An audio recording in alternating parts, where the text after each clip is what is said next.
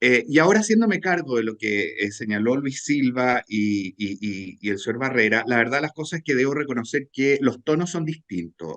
Luis Silva ha sido muy caballero, lo es, yo lo conozco, es un hombre muy distinguido y no tengo ninguna objeción respecto de sus capacidades intelectuales y de su función académica. Sin embargo, creo que tiene un juicio de la realidad incompleto porque no conoce él no es un abogado del foro. ¿Ah? Yo nunca lo he visto en tribunales, no tengo idea, a lo mejor estoy prejuzgando y él es un gran activista en tribunales, pero tengo la sensación, y es evidente en el texto como está redactado, que no tienen conocimiento de lo que los tribunales hacen y cómo piensan los jueces en Chile. Entonces, eso dicho en primer lugar, para poder atinar a este tema del soft law. El tema del soft law está a propósito de los tratados internacionales y no tengo la menor duda que la intención fue justamente terminar con esta maldita práctica de algunos tribunales, no es de todos por de pronto, ¿no es cierto?, de incorporar. ¿Qué cosas?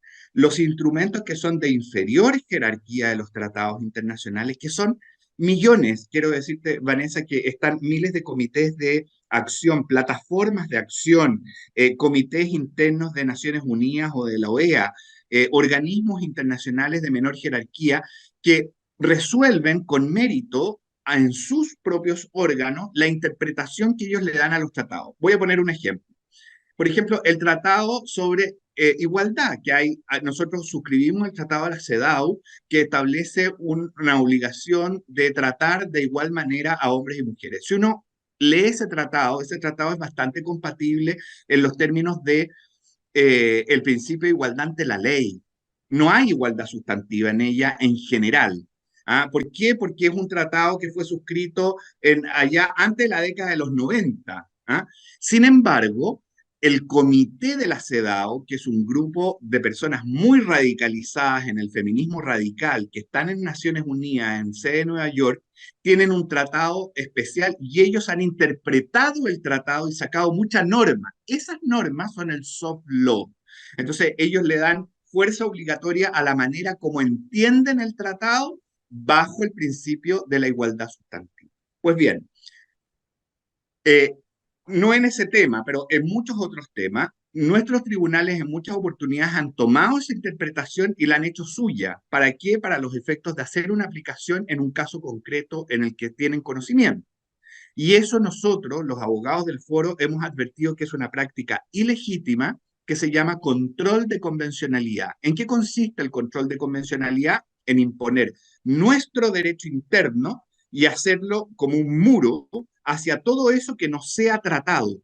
¿Por qué? Porque los jueces se deben a una interpretación de la ley y son ellos los que lo tienen que hacer en virtud de un razonamiento dentro de nuestro ordenamiento jurídico sin una injerencia foránea y externa. No porque la injerencia foránea y externa no sea buena, sino que porque no ha pasado el control democrático. Para que lo entendamos bien, el control democrático, ¿y a qué me refiero con el control democrático? En que se haya visto y haya conocido por el pueblo de Chile a través de sus representantes en el Congreso Nacional, como ocurre con los tratados internacionales. Entonces, a mí, yo me reía mucho porque la verdad las cosas que me acordaba de ese antiguo proverbio chino que dice que por escapar de tu destino y hacer todo el esfuerzo por escapar, te encontraste de frente con él. Y la verdad de las cosas es que eso es lo que vemos en la redacción de lo que trataron de hacer con este soft law, porque dijeron que aquellas normas o instrumentos que le asisten a los estados para la aplicación y la interpretación de los tratados no tendrá fuerza obligatoria o no será vinculante, perdón. Esa es la frase correcta que dice. A mí Luis Silva me acusa de no haber citado esto de no ser vinculante. Pero tú dijiste la clave. Una cosa es ser vinculante y otra cosa es que se pueden aplicar o que sirvan para su aplicación. Lo que lo está haciendo. O sea, validaron al decir asisten a los estados para su interpretación y aplicación. Bueno, es justamente lo que hacen los tribunales de justicia.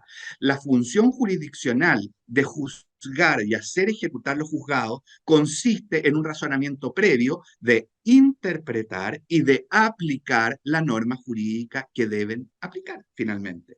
Entonces, habilitaron lo que nosotros estamos diciendo. Y no basta decir, por supuesto, que esta era una práctica que ya estaba siendo usada. ¿Por qué? Porque nosotros habíamos en el foro denunciado fuertemente que eso no podía hacerse porque en el derecho público el principio es que solo puede hacerse aquello que está expresamente permitido. Y aquí, si bien es cierto, no le restan el carácter vinculante al instrumento por sí mismo, no le impiden que el instrumento se aplique por el órgano interno. Y eso es lo grave. Abrieron claramente el principio o el control de convencionalidad en nuestros tribunales. Yo lo encuentro lamentable, me encantaría que se entendiera, ojalá que ahora el profesor Silva se haga cargo de este argumento completo, porque yo comprendo que al principio puede ser que no se haya entendido. Lo que pasa, Jorge, aquí me llama la atención, primero que todo, lo que estás planteando respecto al soft law, la interpretación de que porque no sea vinculante, ergo de ahí se sigue que lo prohíbe, pero el punto es que es un gran salto entre decir que no es vinculante y decir que está prohibido. O sea, eso, yo no soy una persona, digamos, yo no estudié derecho y tengo ciertos conocimientos porque obviamente la teoría política implica estudiar mucho la institucionalidad y la institucionalidad se funda en el derecho y el derecho es el resultado de una cierta concepción de la justicia.